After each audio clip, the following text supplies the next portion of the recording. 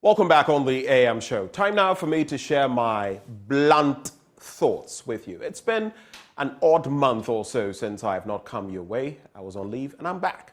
And today I've titled it The Cloak of Corruption and the Frock of Populism, Undressing Our Politicians. The Cloak of Corruption and the Frock of Populism, Undressing Our Politicians. Because that is what we're doing today, unmasking them. Let me take you down memory lane. The Black Man's Burden, a response to Kipling. Now, this came in February 1899, when British novelist and poet Rudyard Kipling wrote a poem entitled The White Man's Burden, the United States and the Philippine Islands.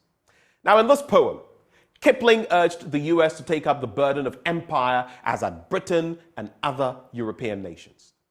Theodore Roosevelt, soon to become vice president and then president, described it as, quote, rather poor poetry, but good sense from the expansionary point of view. Not everyone was as favorably impressed as Roosevelt. African Americans, among many others, objected to the notion of the white man's burden. What was that burden? Among the dozens of replies to Kipling's poem was The Black Man's Burden, written by African American clergyman and editor H.T. Johnson and published in April 1899. Now, a Black Man's Burden Association was even organized with the goal of demonstrating that the mistreatment of brown people in the Philippines was an extension of the mistreatment of Black Americans at home. Now, in this poem, The Black Man's Burden by African American clergyman H.T. Johnson, he describes how the whites piled on the burden of shame, guilt, and subjugation on the blacks. Johnson anticipates how God will punish the colonizers. This poem elaborates what the colonizers did to the natives of Hawaii and Cuba in the first stanza.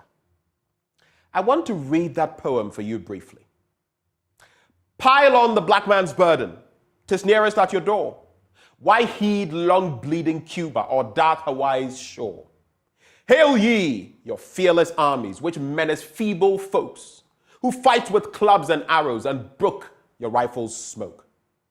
Pile on the black man's burden, his wail with laughter drown. You've sealed the red man's problem and will take up the brown. In vain ye seek to end it with bullets, blood, or death. Better by far defend it with honor's holy breath. But you see, that was then, in the 19th century.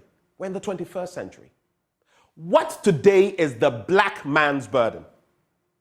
Have you ever stopped to ask yourself? True, the whites from the West as well as the rising forces in the East all have their share in the matter. But we have a starker, viler, filthier, more repugnant and reviling truth to deal with. African leaders, well, some of them, though not all, are the black man's burden today. Yes. It's no longer the colonizers. It's no longer the white man. It's no longer the invader. It's no longer this or that person. Recently, Niger, in some videos we've seen, ousted the French ambassador. All fair and square. All these menacing activities. But all of those things, the neocolonialism is happening because of our leaders. And I'll explain to you with the slides why I premised my conversation with that poem, The Black Man's Burden. Come with me. In recent times, there's been a lot of talk from Mr. President. One of them on the increment of cocoa prices for the 2023-2024 season. Look, these political parties, they toy with us. They play with us. We are playthings for them, which is why going into the next election, while there is bad and there is badder or bad and worse, we must really, really critically, moving forward, ask ourselves whether our democracy is giving us the results we need. And while I feel we should stick to democracy, what changes we can bring to bear? Because we definitely cannot continue like this.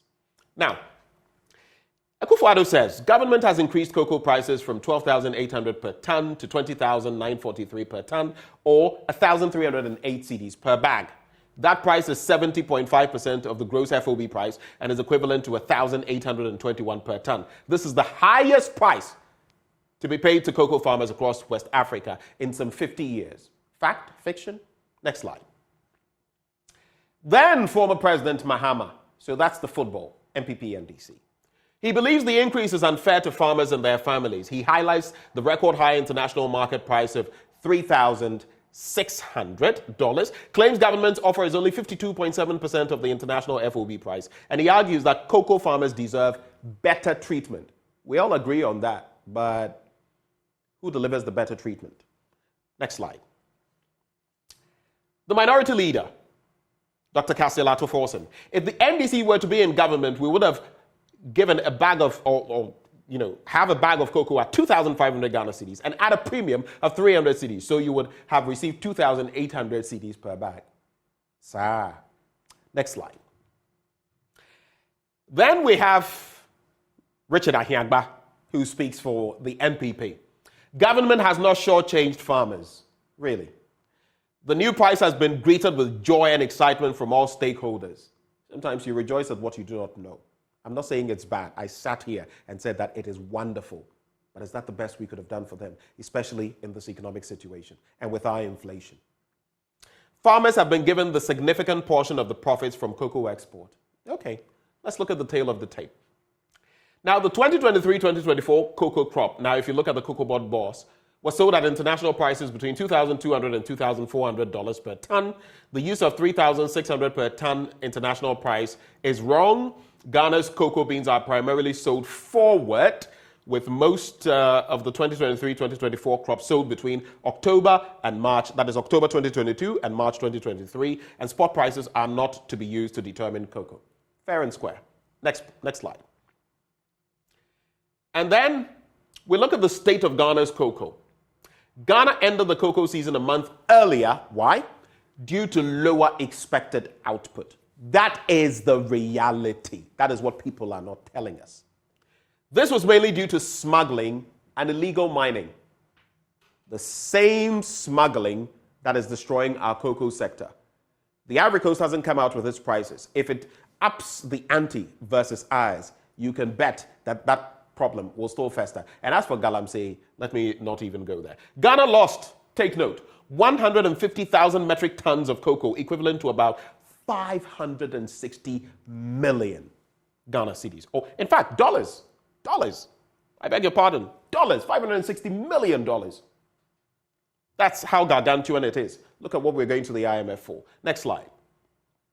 But now, if you look at the performance of Cocoa Board in terms of profit or loss, especially as they've come to the fore, we've had to also interrogate their business, what they've been doing there. Okay? You are giving this to the farmers, but you yourself, what's your output? How have you been performing? And the bonuses you've been getting, do you merit them? Do you? In the UK, in the US, you see how companies, especially in the time of COVID and the credit crunch and all of that, ordinary people went after leaders of giant companies, CEOs and others, for their fat benefits. Let's look at this. Now, if you look at the tail of the tape and you look at the years, okay, and the losses. So red represents a loss, green represents a profit.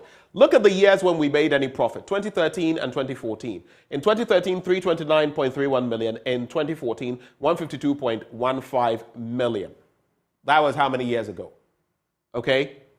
Before then, 2011, 2012, 61 million plus in losses, 109 million plus in losses. Since that time, the 2013-2014 belt that we broke, since that time, 2015, up till now, so this period still within the former administration, till now, look at the losses, up to 429.32 million. So what do we have to celebrate? How will we even be able to give better to the cocoa farmer when this is our performance? Next slide. Let's go to the next slide, please. All right, so cocoa price per bag since 2008 in Ghana cedis. And this is where it gets interesting. If you look at the prices, there'll be a certain line that runs through. 2008, 2009. This was an electoral year, by the way. So let's say from that point, 102, shot up to 138, 200, 205, it sort of stabilizes here. Then you see, ahead of an electoral year, 420. Then you come again, and you see that ahead of another electoral year, so this is the 2015 era, right before 2016, and in 2016, you see where it had shot up to, Because of politics. It is politics they play with us. The two parties. Politics.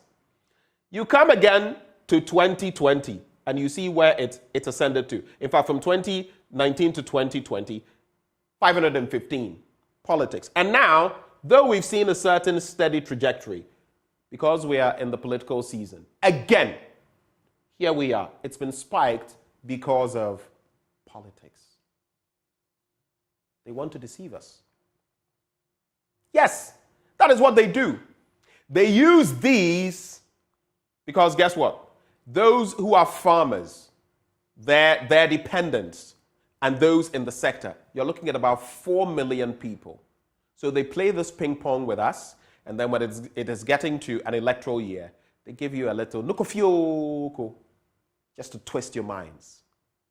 Whether it's the NDC or the MPP, they've done it, and it's being done again. Wake up! Smell the coffee, or better still, smell the Milo. Doesn't it shock you that Ghana is the number 2 in terms of cocoa exports globally? But the Netherlands, their biggest export to the USA is cocoa powder. Not us. Them. Do they produce cocoa? No. The Netherlands is the number 1 destination of Ghana's cocoa. Our cocoa. It goes there. Then they process it into cocoa powder, and and yeah.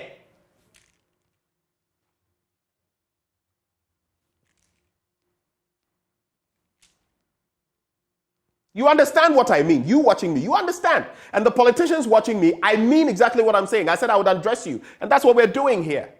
You take us for granted. You throw crumbs to us at the end of the day, and you think you've done something. We're not angry enough. I leave you with the words of Mark Skousen.